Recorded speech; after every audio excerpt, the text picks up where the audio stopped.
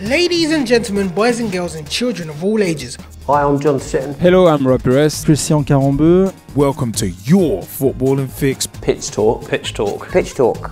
We've got football videos on YouTube, blogs, debates and discussion on Facebook and Twitter. Plus we do a podcast and so much more.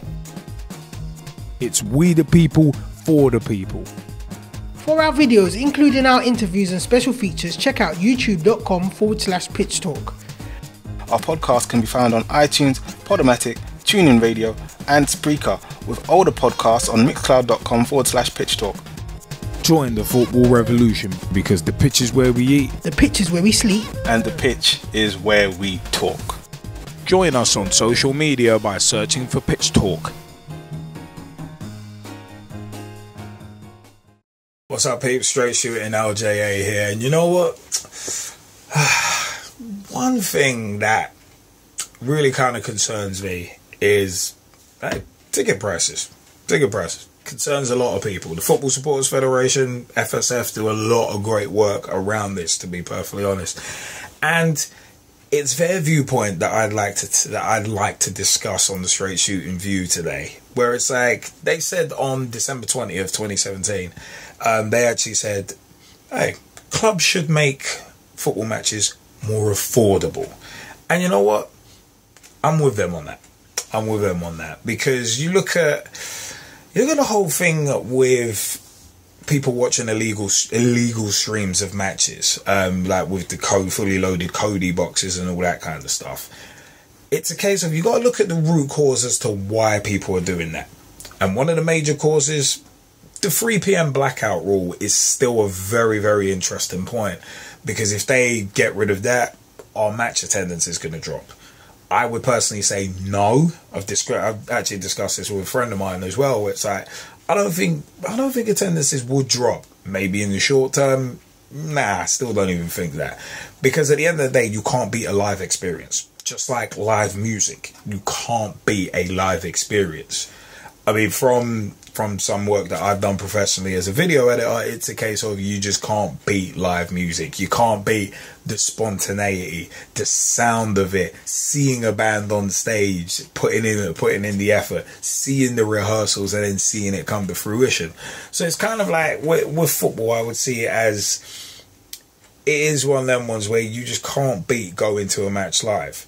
I mean, some of the matches that I've been to live, England v Ghana, even as a friendly, that was pretty damn good. Going to the 2015 Women's FA Cup final, the live experience was amazing. I actually watched the whole match back afterwards, and it was one of them ones where it was like, it was cool to be there. It was cool to be there live. It's like when we do our cup final videos on Wembley Way, meeting you guys, the fans. There's nothing like that. You can't beat that live experience. You can't beat that live energy. Even when we used to do the Pitch Talk live shows, big shout outs to the guys who used to be the regular Skypers. And it's one of them ones where it's like, you can't beat that live experience. But in these times where financially it's hard for people, some of the quotes from the Football Supporters Federation in terms of their research. I mean, what's it? Football fans will spend an average of £171.37 to see their team in away games, and that was during Christmas 2017 that those estimates were made. And it's like, wow, ticket, travel and food costs between the 26th of December 2017 and January 4th, 2018 were taken into account by the study. Now, it is one of them was also, it estimates that the away supporters will travel 360 miles to see their team play during the festive period. And it's a case of, yeah, away fans, any fans to be honest, should not be taken for granted. And one of the quotes actually, Kevin Miles, the FSF's chief executive, has said away fans should not be taken for granted. Clubs and sponsors can and should do more to make football as affordable as possible. Now, it is one of them ones where the BBC's Price of Football study was quite an interesting one, because it revealed that 82% of 18 to 24-year-olds from 1,000 respondents see the cost of tickets as an obstacle to going to more football matches. So essentially, it is one of them ones where money is ruling the game. It really is. And I mean, I mean, look at that high percentage, 82% of 18 to 24-year-olds seeing the price of matches, and let's pull it out there, increasing price of matches as well, being an obstacle for them seeing more matches, being a barrier. And it seems like the barriers are getting more and more plentiful, with tickets and prices going up. And also in regards to at grassroots level, it's like entryways, gateways into football, where municipal pitches are becoming commercial ventures and becoming paid pitches and that kind of thing as well. There seems to be more and more barriers to a game that should be everyone's. They should really be everyone's. I mean, during certain weekends of the year, they do like to say, oh yeah, football's inclusive, not exclusive. But with ticket prices, it's fast becoming a rich person's sport, because of those exorbitant prices. And it gets even more exorbitant if you don't support a local side.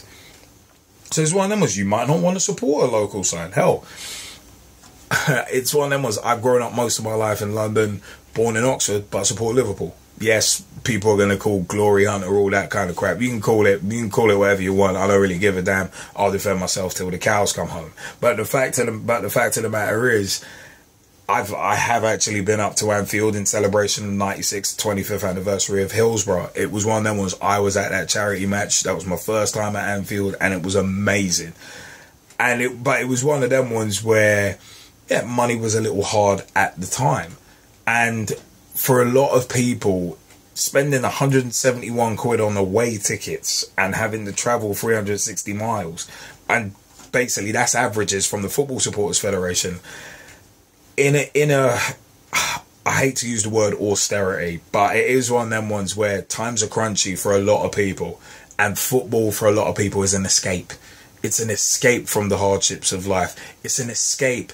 Let's say, for instance, you're an NHS worker. You're not sure whether you're going to have a job in a couple of years' time, or if you do have a job, you're going to be on severely limited resources, and you might already be on severely limited resources. You want to go to a football match just to escape it for a couple of hours, and because of the prohibitive price of tickets, you now no longer can afford it. Because inflation, your wages are not matching rises in inflation. So you're struggling to live, let alone have the luxury of going to a football match. Hell, it's one of them was, I work in a low paid job, and it's one of them was, I'd love to go to more matches, but time, money, and a profound lack of both has always put the kibosh on that. So it's like, it is one of them ones where, hey, we say we the people for the people. Football is for the people, and pricing people out is not going to help. That's why, well, the 20s Plenty campaign, I think the Football Sports Federation were actually a major driving force with, along with Virgin Media. It's one of them was, the 20s Plenty campaign for away fans is tremendous. But, of course, the FSF are always doing more. So it's one of them where it's like, it does need to be more affordable. And considering you've got a TV deal right now as we speak that is being renegotiated, it is one of them ones where you're seeing deals being signed for £5.136 billion, and that's only being split between 20 teams. Okay, you're making a shed load on TV money. Why not lower prices on tickets? I'm not talking freezing prices, I'm talking lowering them, because that said, the fans, the away fans, even the home fans, it's one of them ones. Any fans who want to come to your matches, it's one of them ones. It might end up, if they're paying more, they're gonna come less. But if you're charging less, they're gonna come more because it's more accessible. So it's like, at a certain level, it's about how much money can you earn as a club while still helping your fans out. I think that's one of the underlying questions, to be perfectly honest. But it's one of them ones. Football is largely based on greed and trying to get an advantage. So it's one of them ones. I don't see ticket prices falling anytime soon. They may get frozen for a couple of years, season ticket prices and all that. But it is one of them ones. If you're not gonna drop the price, the subscription prices, then you've got to drop ticket prices in the stadium. Otherwise, you could potentially end up with, well, a bunch of fans who are there, don't care, will fall asleep. Yeah, they'll buy the merch and all that, but they'll be falling asleep in their chairs because they don't really give a damn about what's going on the pitch. Do you want a bunch of libraries as football stadiums? It's one of them.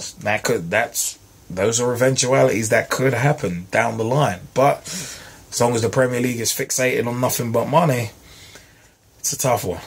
It is a tough one. But I personally think clubs should do more to make football affordable, because football, like the shirt back there says, we the people for the people. Football is for the people. So it's one of them ones. It's the people that drive it, the fans that drive it. One of them ones. That's what should be happening. But it is one of them ones where it's like, you know what, I want to know your views as well. Comment section below, youtube.com/pitch talk. It's one of them ones. See our videos, including the Pitch Talk Meet series, the Pitch Talk and the Cup Final series as well, where we meet you, the fans, as well. It is one of them ones.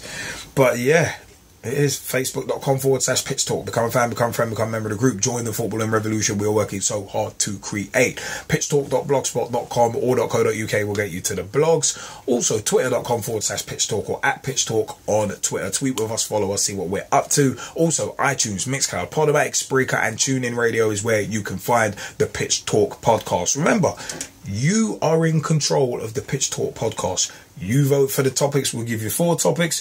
You vote for the topic you want us to discuss. So get involved. iTunes, Mixcloud, Podomatic, Spreaker, and TuneIn Radio. And remember, facebook.com/pitch talk and Twitter as well. That's where we put the polls. Vote and control what we discuss on these shows. I have been Straight Shootin LJA. And until next time, this has been the Straight Shootin View. See you later, peeps. Ladies and gentlemen, boys and girls, and children of all ages. Hi, I'm John Sitton. Hello, I'm Rob Perez. Christian Carambeu. Welcome to your footballing fix. Pitch Talk. Pitch Talk. Pitch Talk. We've got football videos on YouTube, Blogs, debates and discussion on Facebook and Twitter. Plus, we do a podcast and so much more. It's we the people for the people. For our videos, including our interviews and special features, check out youtube.com/pitch talk. Our podcast can be found on iTunes, Podomatic, TuneIn Radio, and Spreaker, with older podcasts on mixcloud.com/pitch talk. Join the football revolution, because the pitch is where we eat, The pitch is where we sleep. And the pitch is where we talk. Join us on social media by searching for Pitch Talk.